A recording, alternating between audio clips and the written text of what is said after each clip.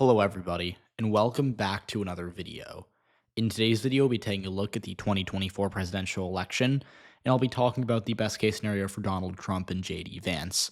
2 days ago, I did a similar video. I talked about what the best case scenario for Kamala Harris and Tim Walz would be, and so today we'll be doing the same, but for the Republican Party and the Republican Party ticket. So we'll be going through this map. This will be the final time I do one of these scenarios before Election Day. So this is, this is kind of where I'm saying that I'm like making my bold predictions, right? Like this is the best map we could possibly see for Republicans. If they do better, I'd be very surprised. So with that, let's get into it. We'll fill out the states that are going to be safe for Trump and Vance here. And these aren't going to be too divergent from the normal safe states, right? Like these are kind of the states that we expect are going to be in this category, generally speaking. We're going to add some states like Iowa, for example. We're also going to add Maine 2nd District as well.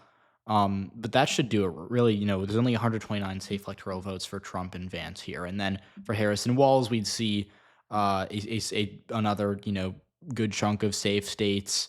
We're going to keep most of the states up in the north in the safe column, right? Connecticut, Massachusetts, Rhode Island are going to be safe, as is Vermont and Maine's 1st District. But what you're going to notice is even though these states in the Northeast are going to be safe, we're going to have some more states that are not going to be safe. But with that, let's get into it. So the Trump-Vance likely states, we're going to kind of go across the country here. There's going to be a bunch of these. We're going to give them Alaska, Texas, Florida, of course, Ohio. And I think that's going to do it, right? I think realistically, there's not too much beyond this. Because again, once you give them these 4 states, Trump's kind of at the 219 firewall. I think these electoral votes essentially locked in. But let's go through them. So obviously, Alaska's a state that's been trending left. Democrats hope to continue to improve there this year. They're not likely to win it even in a best case scenario for Harris. But in a Trump best case scenario, I think he could win it by maybe 10 or 11 or 12. Texas, this is a state where we've gotten some polling just to kind of give you all an idea of what is happening in Texas. The average is a lead of 6.2% for Trump. It's pretty stable. He's at 51% most days. Again, if we see a bit of a polling miss, he could easily win it by 9 or 10, and I think that would be his best case scenario. Florida. Now, Florida, we got some really good news for Trump out of Florida just yesterday, where we saw New York Times Siena dropped a Trump plus 13 poll. This is an excellent pollster, so they're showing that it's possible that Trump can win Florida by 13. Obviously, I'm not sure if I'd believe that, but it's certainly a sign that Florida could be better than we think it is. But regardless, that's another indicator of how this state is likely going to trend. I expect Florida to trend right, but the question is by how much. In a best case scenario for Trump and Vance, maybe he wins it by 9 or 10. Ohio, another right trending state. Polling has a lead for Trump. It's pretty clear at this point he's going to win Ohio by maybe 7 or 8 points. He's up by 9 in the polls, so he could actually win it by even more than that if we're being honest here. We did get a New York Times Siena poll that only had him up by 6, but realistically, polls know how tend to underestimate Republicans, so I think he'd win it by 10 or 11 in a best case scenario. Now, we're going to kind of solidify some more Harris states here. She'll win this. These are normally safe blue states: Oregon, Colorado, Illinois, Delaware, New Jersey, New York. These are states that have kind of been talked about as potentially being, especially New York, being like sleeper candidates to get close, but they're all still states that are likely to go blue and probably by very solid amounts. So with that, there's not too much to say here. Maybe Trump can narrow up the margin by 5 or 6 points across these states, but he wouldn't come close to winning any of them, even in a best case scenario. Now, for our lean Trump states, it's going to get interesting here. We're going to give him Nevada and Arizona in the Sun Belt to start. These are states that are going to be very close no matter what. In Nevada, Harris has been trending up. She leads by about a point there, which is good for her. But again, in 2020, there was a bit of a polling miss where we actually saw, contrary to what normally happens in Nevada, we saw Donald Trump outperform his polls in 2020 when usually polls underestimate Democrats here, not Republicans. But again, the big problem for Democrats in Nevada this year is that polling misses that normally happen that benefit Republicans, we see that they miss, working class voters who maybe aren't, don't have college degrees, right? And that's the exact type of voter that in Nevada is trending right and has historically voted for Democrats. So I think the polling miss in Nevada is going to be hard to predict this year, but it certainly could benefit Trump. Arizona, Trump's already up by a point.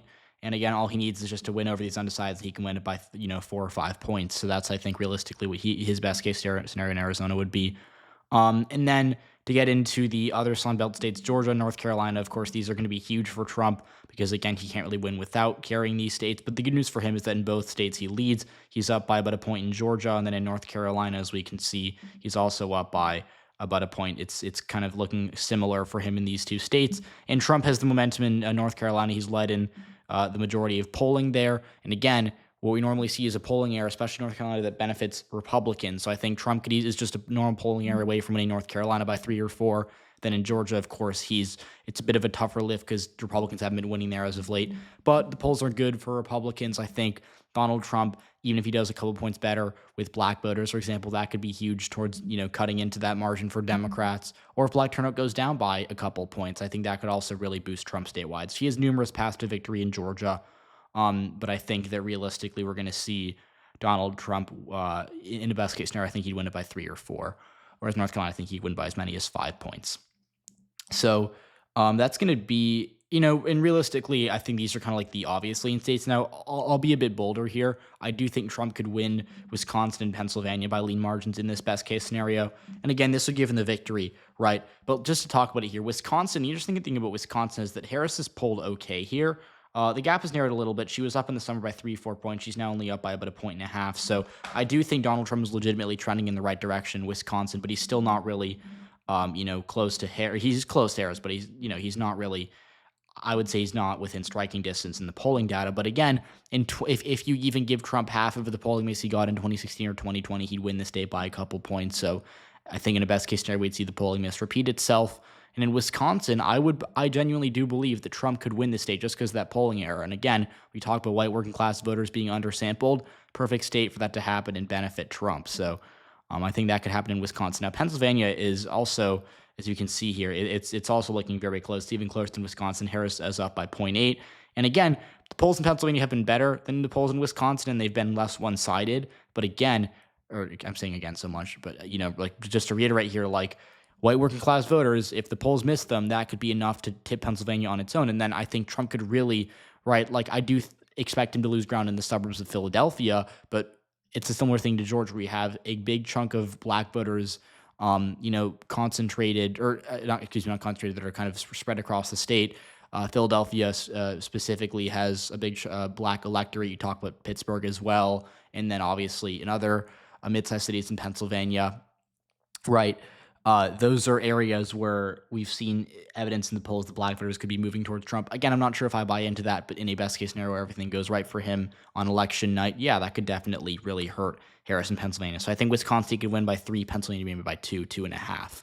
But again, worth noting that Pennsylvania has not gone red by more than federally by more than a point since I think maybe 2010 in the Senate race. So Republicans won by 2. And then before that, it was, I think, 2004 most likely. So keep that in mind. But again, Pennsylvania, best case scenario for Trump, we'll say he wins by 2.5. Now, for Harris and Walz, we're going to give them some more there. Normally blue states, right? We're starting out in New Mexico. We've seen a pretty solid polling lead for Harris here. I do think that if Trump, because the thing with southern New Mexico is that in 2020, Biden held up decently well there, and you have a lot of rural Hispanic voters that, right? In 2020, Democrats had a huge problem with rural Hispanic voters where they trended away from them. In New Mexico, that didn't really happen to the extent that it could have happened. So if we see Democrats lose support there, that's a problem for them. We could also see decreased turnout from the cities in New Mexico, which was a problem for Democrats to an extent in 2022. So New Mexico, really, I don't think it's going to flip even in a best case scenario, but I think it could come within 4 points. Minnesota, obviously, Tim Walz being from there helps Kamala Harris, but realistically, in best case scenario, I think it would still narrow down to a 2 or 3 point lead for her. And then in Nebraska's 2nd district, this is a district that a lot of people were predicting Trump to win even a few months ago, but the polling data has just been so bad for him here. I mean, if we take a look at the 2nd district, every poll's had Harris up by good amounts. Again, New York Times see on a good poll, they have Harris up by 9. So realistically, I don't think she'd lose it even in a best case for Trump, but maybe fall within 5 points. Although, again, this is a very left-trending district, so keep that in mind. Now, these final states, I think, are all kind of toss-ups in this scenario. I think the easiest is Michigan because I do think Trump will win Michigan by just under 2% in this scenario. Again, just to kind of look back to the polls here to see how far we are away from this. Michigan is in the Rust Belt Harris's best state. Marginally, she's up by 1.7%. And most good polls, especially Glengrove, which is a local poll that I like, they have her up by 3, and then she was up in this New York Times Siena poll. She was down in Trafalgar, but again, Trafalgar had Trump winning Michigan in 2020, so kind of a grain of salt thing. But the interesting thing about Michigan is that we've seen, especially in recent days, the uncommitted movement, the more left-wing aligned groups that are protesting Kamala Harris. I think like Abandon Harris is another one. They've really been, trying to mobilize voters to not vote for Harris, maybe to vote for Jill Steiner, to leave their ballot blank.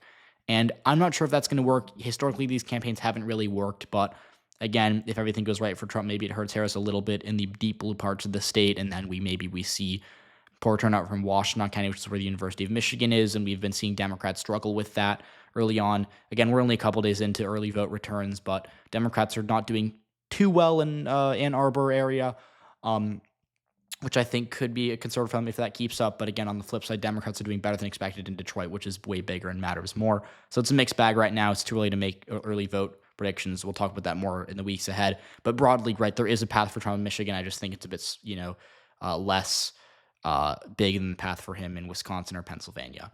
Now, let's go over to Virginia. I'm going to give the state to Harris here. I know a lot of people really, really think Trump has a chance to win Virginia. I personally don't. Again, the actual good pollsters in the state have it, as a pretty solid lead for Harris. She's up by 8 in the polls right now, and the Watson Center had her up by 11, and this poll nailed the 2020 result there. So I don't think it's going to be too different. And then Emerson, which has, been usually pretty conservative on Democratic chances, they still have Harris up by 7. So, maybe if we had a few polls that actually showed it close that were like reputable pollsters, I could believe it. But, if Trump wins Virginia, I'll have egg on my face, and I'll legitimately, if Trump wins Virginia, I'll make an apology video just for saying he wouldn't. But realistically, this is to me a very hard path for him here. I think at best he loses it by 1 or 2. And then obviously going over to New Hampshire, I think it's kind of a similar thing. New Hampshire is a bit weirder. So, I mean, just to be fun, I guess I'll give it to Trump and Vance. But New Hampshire's it's left trending, I think, more so than Virginia, but it's still more swingy, and the polls are about a point and a half closer there. So we'll give it to Trump. And then Maine's at large vote. Obviously, we haven't gotten a ton of Maine polling. We do have a few polls that show Harris up statewide. I'll just go here. Let's see statewide. Again, we had Maine statewide. Here we go. Harris is up by 17 in those polls, and then I think she was up by 9 in this poll. So she's up by 9 at minimum in the polling. And obviously, Maine polls have actually historically underestimated Republicans, especially in recent elections. But I do believe that we're going to see, even in this scenario where Harris and Walz do really, really poorly, I still think that she'd hold on to Maine, just because in 2016 we actually got a lot of third-party voting that hurt Democrats, and Donald Trump did really well in the rural part of the state and actually made inroads in the coastal part of the state. So in Maine in 2016, Trump only lost it by 3, and then he lost it by 8 or 9 points in 2020, and that was because even though he held on to most of his rural gains, he really didn't. He lost a lot of support in the coast, and I don't think he's going to gain that back. So realistically, maybe he would win it, or he'd lose it by 2, but I think that's even itself pushing it. So to me, Maine would stay blue no matter what. So that's the best case scenario for Trump. He's going to win 316, Harris 222. Again, this is not my official prediction, nor was my video from 2 days ago, but I think this is the best Trump could do. So let me know what you think. Let me know if you disagree with me on Virginia or Maine, or you want me to put New Hampshire back in the blue column. Tell me what you think in the comment section down below. And with that, I'll see you all tomorrow.